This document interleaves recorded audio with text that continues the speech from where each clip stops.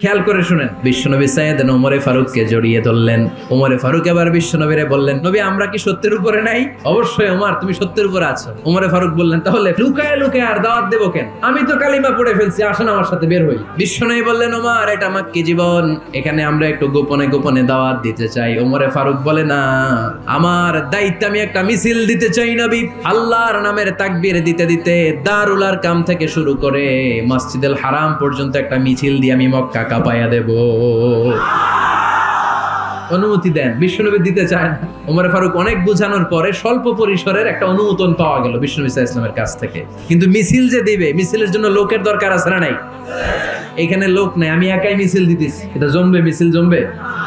খুঁজে উনি 11 জন মুসলিম সাহাবা পেলেন। ওমরে ফারুক বললেন, 11 জনই সই, এই 11 জন নিয়েই আমি আল্লাহর নামের তাকবীর দেব। 2 লাইন করলেন, পেছনে 6 জন, আর এই লাইনের নেতা বানালেন বিশ্বনবীর চাচা হামজাকে, আর সামনে 5 জন, তার আগে দাঁড়ালেন উনি নিজেই। তাহলে 6 6 12।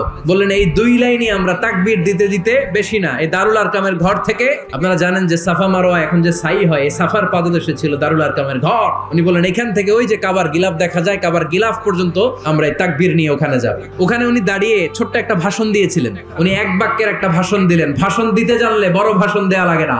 কে আছো এই মক্কায়? কে আছো মায়ের বুক খালি করতে চাও? কে আছো বাচ্চাগুলারে, নিজের সন্তানগুলোরে ইয়াতিম বানাতে চাও? বুকের পাটা থাকলে আমি ওমর রে থামাও। এই বলে উনি আল্লাহু আকবার, আল্লাহু আকবার, আল্লাহু আকবার বলে স্লোগান শুরু করে দিলেন।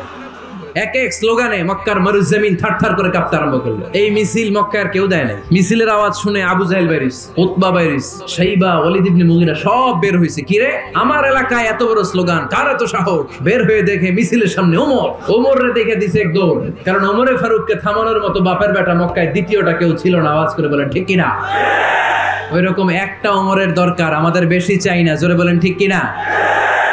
ওমরে ফারুক আল্লাহু আকবার বলে স্লোগান দিতে দিতে মসজিদুল হারামের ভেতরে ঢুকে গেল। কাবার গিলাফ ধরার পরে সেদিন মিছিল থেমেছে। ওই আল্লাহর নামের স্লোগান সেদিন কেউ থামাতে পারে নাই, কিয়ামত পর্যন্ত কেউ থামাতে পারবে না। চিল্লায় বলো ঠিক কিনা?